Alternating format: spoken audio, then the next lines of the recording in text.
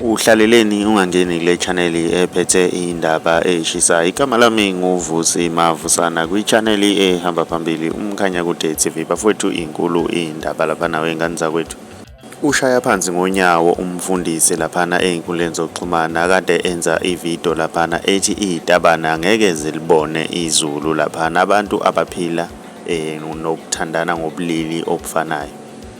Ngiyafisa ukwazi ukuthi wena ngabe kuthini owakuphawula thina ngale kukhuluma kakhulu sizokudedelela iclip uze ukuthi bephawula ethini lo mfundisi.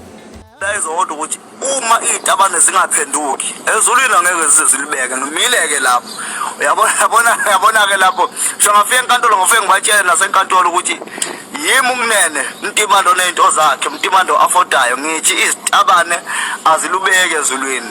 Ngiyaphinda futhi lokho angishongo nje ngephutha ngisho ngoba ngiqonda ukusho nje ukuthi izintabane aziye ezulwini.